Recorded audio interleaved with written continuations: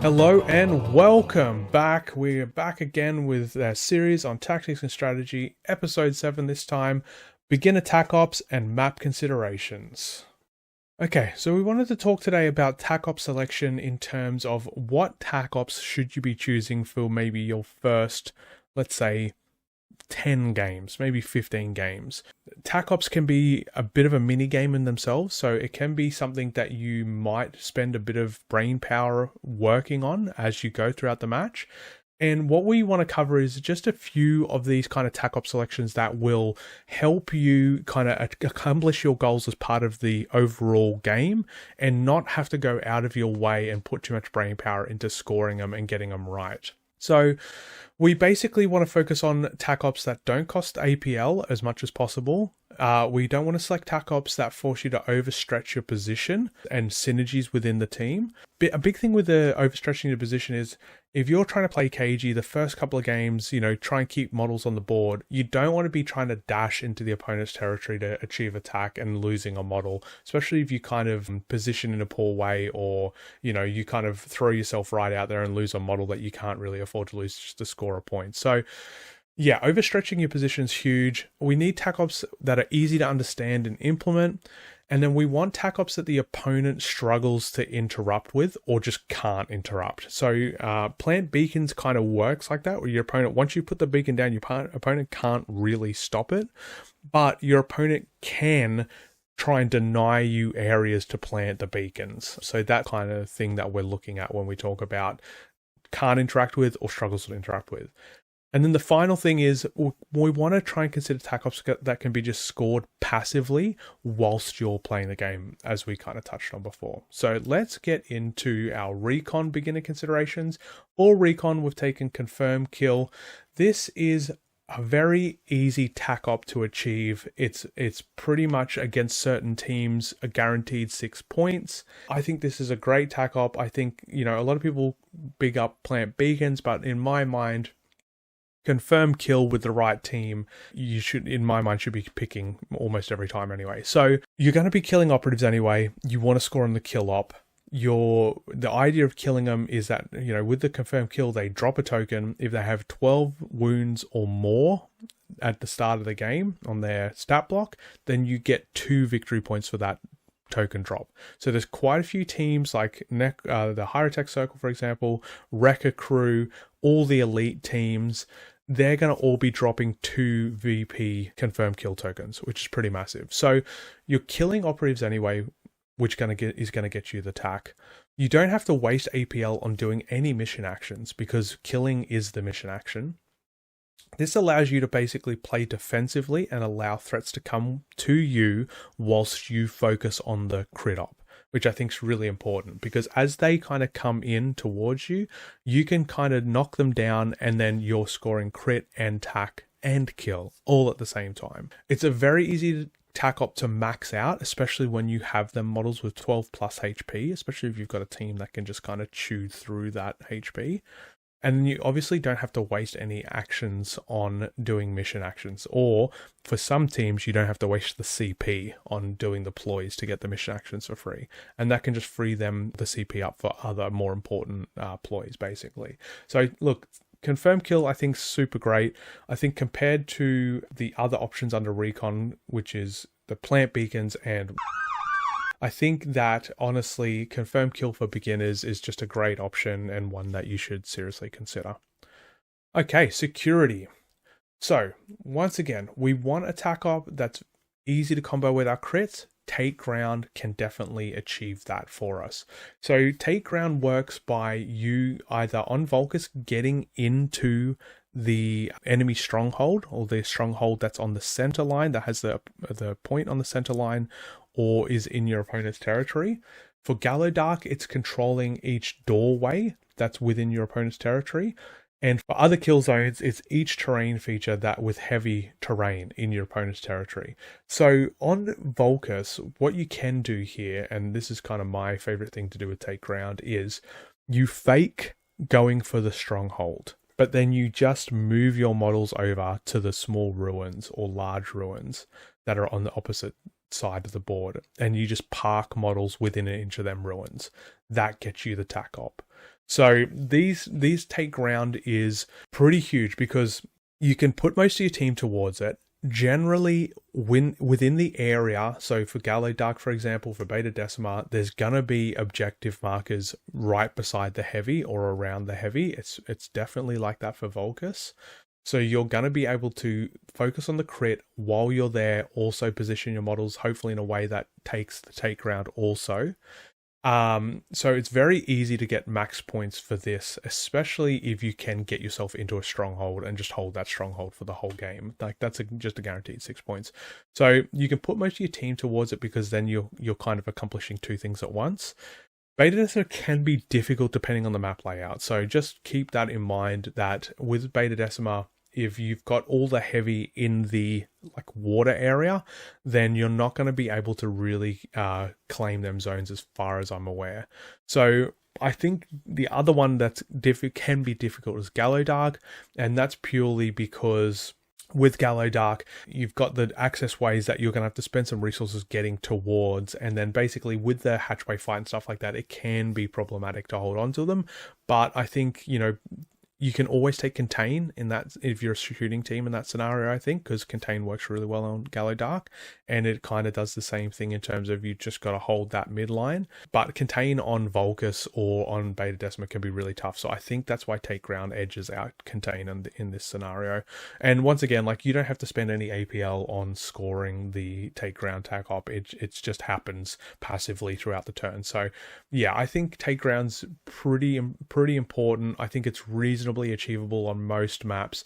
I think you can dummy your opponent, go one way and he can go the other, and then that way you can secure them kinds of ruins.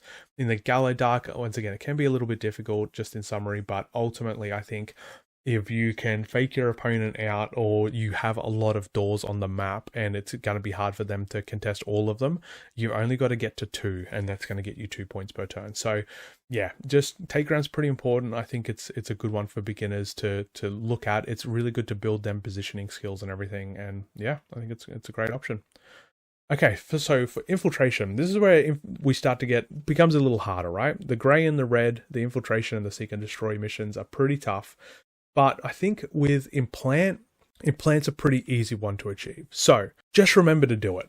That's the first rule. The amount of times I took it initially and just forgot, to actually dedicate 1 damage dice to implant's pretty ridiculous. But that's just me. Write it down if you have to. Remember to score it because it's definitely easy to score. The second point for implant, which is kind of fun, is you can just use blast to score multiple implants on a single turning point. Now, you only score 1 for implanting the first operative, but the second half of that is at the end of each turning point after the first. If any implanted operatives are in the kill zone, you gain a point. So if you can blast 2 or 3 enemy operatives, and get the implant on all 3 of them, then even if the blast kills 2, it doesn't really matter. So that way you're kind of getting the kill done whilst you're implanting potentially. So if you've got the ability to blast, I think blast and implant has a lot of potential. If you can out activate the opponent and they've got the conceal order, especially going like against elite teams, for example, you might be able to reposition, shoot, and then dash back or something along them lines. And you don't have to worry about the repercussions of just getting slammed back, by that model or getting charged or something like that. So try and consider using the implant as part of your stalling tactics or towards the end of the turning point.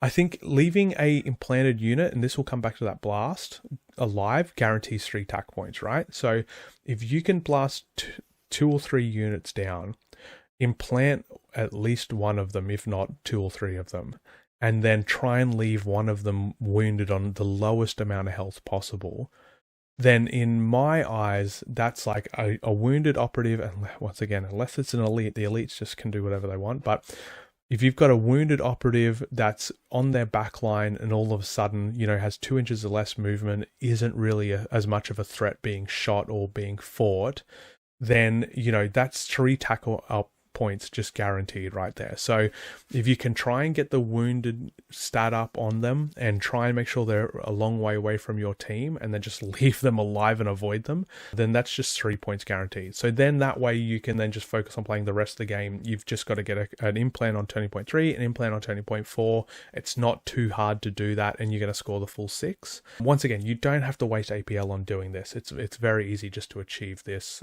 passively throughout the game. Just remember to do it. That's definitely the key thing there. Finally, moving on to Seek and Destroy. Seek and Destroy is the one I really struggled with the most to try and decide which one for beginners would be beneficial. I think honestly, obviously you always have 2 different Tac Ops options. I would probably advise not running Seek and Destroy and running another, Infiltration or Recon or Security.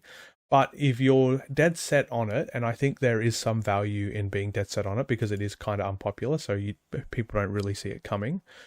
I really think that Overrun is probably your best choice, followed by Champion. And we'll kind of talk about which one suits where the best.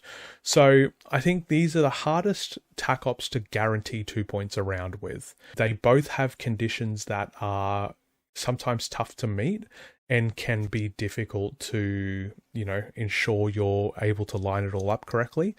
But we'll go through them and we'll have a look. So I think ultimately Seek and Destroy should be taken by elite teams or melee focused teams, i.e. Felgor, I guess. I think they've got Seek and Destroy.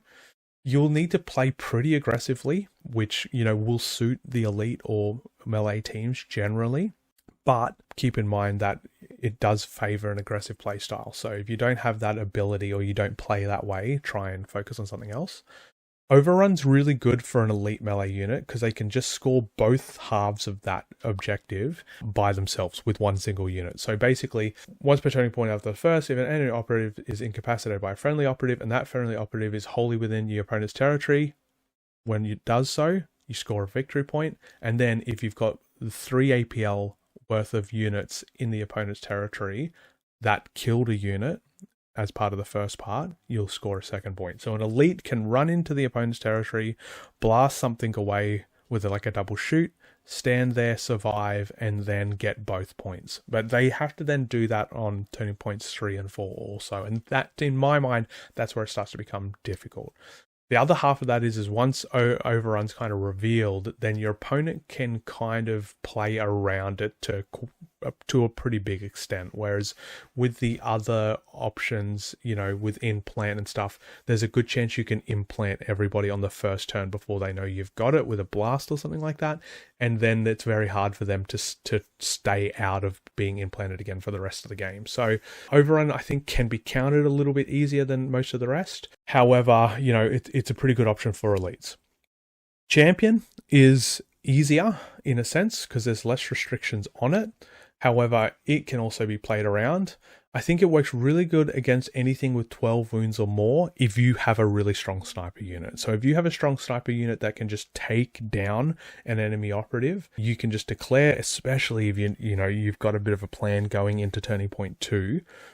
If you've got the sniper available, he's got the shot available to him. You designate him as champion, you take the shot, and then hopefully you get that kill.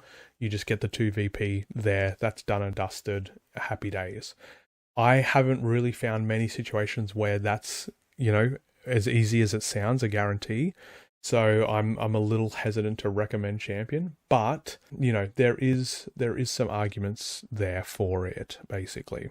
These Tac Ops are usually counter the security tax, which means that you can deny, as part of Overrun, you're denying your opponent contain. So that's also something to keep in mind, where as you charge into their territory and start to, mess with their side of the board, you're denying security, which is a pretty common Tac Op for other people to take. So there's a sense there that you can score while denying, which is really nice, but obviously you've got to be pretty aggressive to do so. So just, I think these are ones that you should come back to after having played for a little while and gotten some more experience. Okay, let's have a quick look at some kill zones. This is going to be pretty brief and pretty simple, but it's just things that I kind of was stuffing up as a beginner and things that I wanted to make sure I could just provide some guidance around. So I think on Volkus, the big thing is there's 3 bits of light terrain. try and memorize what they are and then just stay away from them unless you've got super conceal, because ultimately there's so much vantage on Volkus that they're just going to be able to get the seek light profile once they're on that vantage and shoot down even if you are concealed. So I've definitely lost a few models to that early on and just kind of really struggled with remembering which bits are light, but it's really important just to get that into your mind. Which bits are light, you know, are they going to be able to access vantage? Did they bring ladders? Do they have the movement to do it? And if so, are you actually going to be safe behind that light terrain? So for strongholds, you need 3 inches of climbing to get to the each level. For the ruins, however, you need 4. It's like 3.2 inches. So it's just above that threshold. So you actually need 4 inches of movement to get to them. So I like to, if I'm gonna put ladders out, I like to usually place the ladders on the ruins, because at that point it will allow me to get up there and not waste the 4 inches of movement, because on a 6-inch model you basically have to have your base right up against where the vantage starts, and you've only got 2 inches of horizontal movement left. So if getting onto the vantage is part of your plan, just try and make sure you've got ladders to help you consider that. The other half with Volkus is equipment. So I think equipment, there's particular lanes usually with Volkus and where the objectives will be. I like to use equipment generally on Volkus to slow my opponent down, so that way they have to spend more time either in the lanes or in their own side, which allows me to just stage a little bit better and just takes the pressure off that kind of turn 2 charge effectively. So in this regard, I'm talking about like razor wire, mines, just anything that you can throw up, even light barricades, because you can put a light barricade up and all of a sudden they've got to spend 2 inches to move over it. So I think that you should use your equipment not only to suit yourself, but then also try and deny your opponent as much as possible. A big one here, retaliating in a stronghold. So if you stack your guy up against the wall of a stronghold and then you get charged from the outside of that stronghold, you get to strike first. And that can be pretty massive depending on the teams and the melee stats. So I think if you are interested in melee fighting and you have the stats to do it, bait your opponents into having to get there and fight you if you can. Obviously, being on the wall's a little bit dangerous because you can be shot from outside within the 2 inches if it's visible. But, there's plenty of really high wall there that you can kind of hide behind that they need to get within an inch of to actually see you. So keeping that in mind, try and bait charges. They're going to think that they've got the charge, they're going to be able to strike first, but whilst you're within the stronghold and they're outside of it, you get to strike first. So that's pretty huge. Doorway fighting is another one that I never really considered initially, but on Volkus there is 4 different doors, and if you're on the inside of that door or touching that door, you've got a 2-inch range outside of it to fight. So that can be pretty massive because you don't actually have to charge in, for example. So you've got a spare APL available. So if you can kind of measure it and your opponent wants to come through the door at some point and you can stage up there ready, then yeah, you might be able to take that advantageous hatchway fight or doorway fight and just really do some damage and catch them off guard a little bit. And then the very last point for Volkus is snipers with a silent weapon profile on this map are so strong. It can be so hard to interact with them if they're on vantage and they've got the silent weapon profile, because they're just not a valid target unless you're on a vantage above them or you charge them. And, with particular teams that's achievable, but with, I'd say almost most teams, it's not. So yeah, really try and make sure if your opponent's got that silent profile, just try and, when it comes to maybe selecting the side of the board, deny them that opportunity to get up to the top level of Volkus, because once they're up there, they're just gonna create havoc. And vice versa, if you've got that silent profile, then you might as well try and get up there and create havoc, basically. Okay, Gallowdark, into the dark. So a big thing here to remember, which I forget all the time, is that within this map, any weapon profile that says blast, torrent, or X inches devastating get lethal 5 everywhere.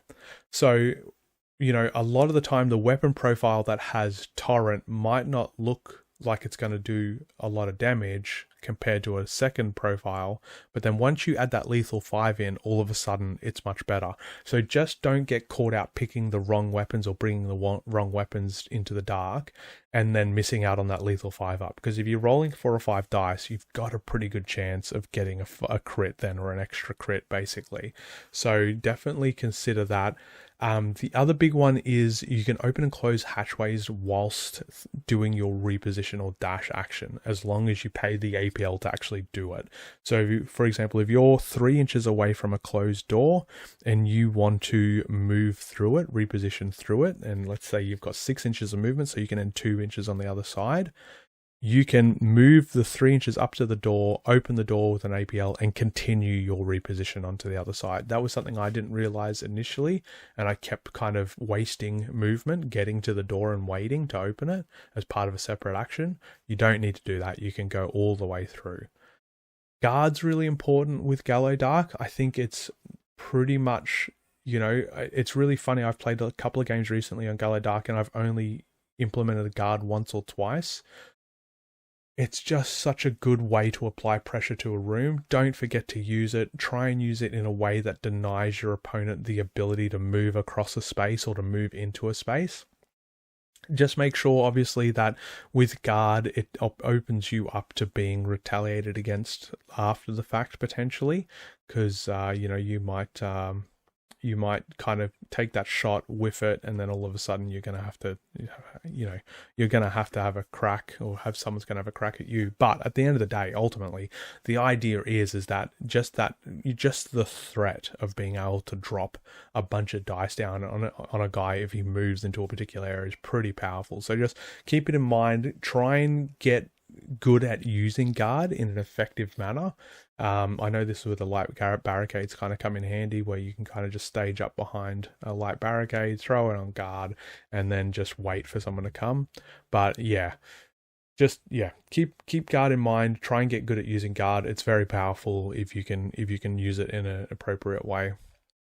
All right, last point here is if you're within 2 inches of a hatchway invisible, you could be fought. So try and account for this in your movement. I know that you want to get good angles for shooting through doors. This is definitely something I do a lot, where I try and, you know, cover 60% of a room from a guard action inside a door. The problem is if you stage up within them 2 inches and someone rushes over and touches that door, then they can fight you.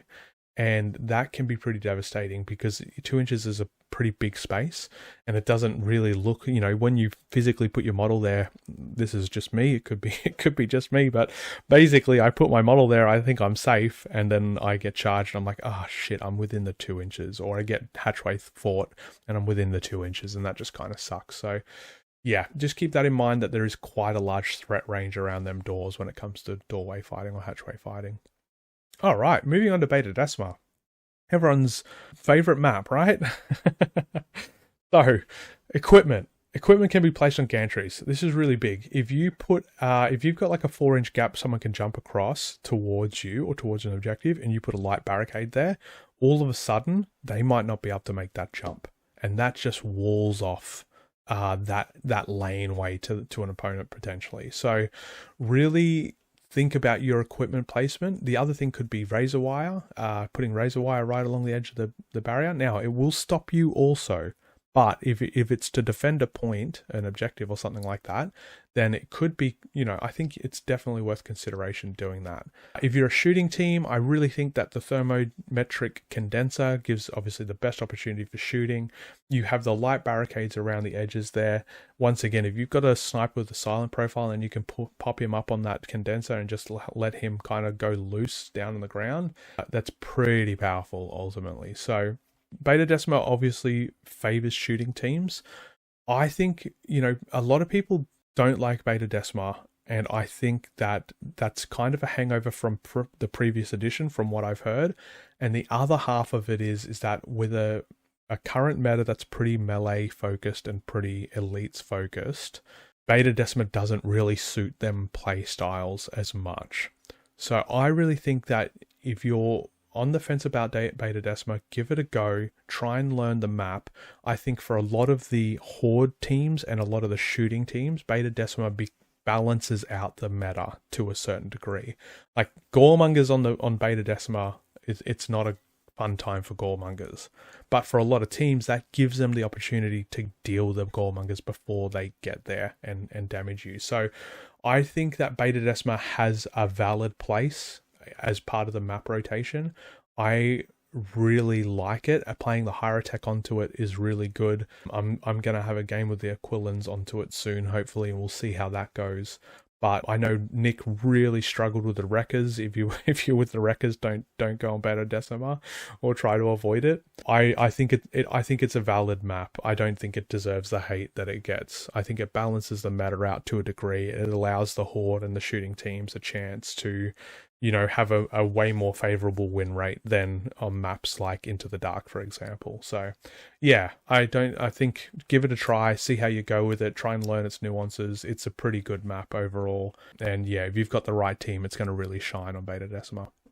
Okay, so wrapping up, obviously, once again, understand your strengths and how to apply them, understand your opponent's strengths and weaknesses, choose Tac Ops that don't overstretch your resources, your APL, your movement.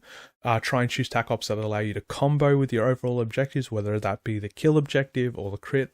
You want to basically score as many points as you can. So if you can do that passively with your Tac Op while you're achieving the crit or the kill, then that's just a massive bonus. That's going to get you a decent way to that 21 points, basically.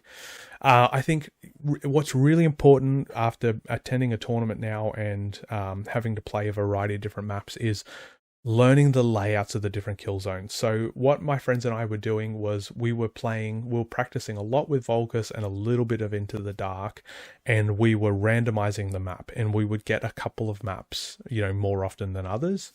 That really, on them maps when we got to the tournament, if I played them maps, I just had such a better understanding of what I could and couldn't do. So I think it's really important to maybe graph out the 6 different layouts for each of these maps, and just put reps into each one of them. Don't just keep going to the same one over and over again because you like it or because it suits your team.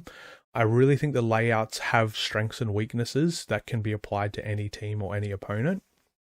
And I really think that you need to learn them because the maps are because there's not an infinite number of them. Other people will learn the maps, and if they know them and you don't, you're at a disadvantage ultimately. So I really think that try and learn the layouts of the maps, try and have a plan for each layout, depending on which side you get, with what you're going to do and how you're going to do it. I think that's really, really huge. Just spend some time on it. I think it's definitely worth it. Ensure you understand each of the kill zone special rules. This is really big with, like I said, the stronghold fighting, for example, or for the Into the Dark lethal 5-up, or the Beta Decima shooting through the smoke or the water scenario. You need to understand these rules pretty fluently and comprehensively if you want to have a chance of, not only using them, but, exploiting them to your own benefit. I've seen some teams do some stuff that's just gross, and it's being completely legal. It's just that they're using them little tweaks to the rules to their advantage and really capitalizing on it. So definitely put some time into understanding all the rules for the maps and just how they interact with your team. Consider your operative selection going into the maps. So obviously some maps favor units over others.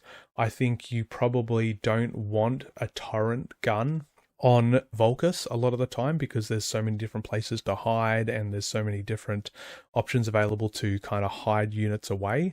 I think that, on maps like Gallowdark, then yeah, you do want torrent weapons at that point because you're going to get the lethal 5-up. You're going to have enemies clumped together to come through doors. So, just consider your operative selection if that's a thing for your team and how that looks going into each different map, because maps will favor some unit types over others. And then finally, just equipment choices. So I think we've touched on this a little bit before, but I'll go through it once more. Think about equipment being not only for you to use, but also as a way to deny your opponent. So whether it's smoke grenades is an easy one where it's you're denying your opponent's clean shots because you're getting obscured and the APL reduction, the piercing reduction. Barricades slow your enemies down. If they've got to spend 2 inches moving over it, that's huge. That reduces the charge from 8 inches potentially with a 6-inch model back to 6 inches. If you can go barricade and then razor wire, then all of a sudden that potentially becomes a 4-inch charge. So really consider how you can use your equipment to just deny your opponents or to slow them down or to stop them achieving what they want to achieve. There's obviously not a whole heap of equipment. It's pretty much just mines, razor wire, and barricades that you can use like this. But just get in the habit of, thinking about how you can use one maybe light barricade for yourself and one to block a lane or something along them lines. But yeah, that is it. Thank you very much for your time. I hope you enjoyed it. Any comments, suggestions, or anything like that, just throw them in the comment section down below. I haven't got anything planned for the next beginner series one, so if you've got any ideas, I've had one about multiplayer, but I need to do some more research, so I'll definitely try and get some multiplayer games in and see how they feel. I'd like to try the team games. They seem pretty interesting. But yeah, thank you for your time, and I will catch you around on the next one.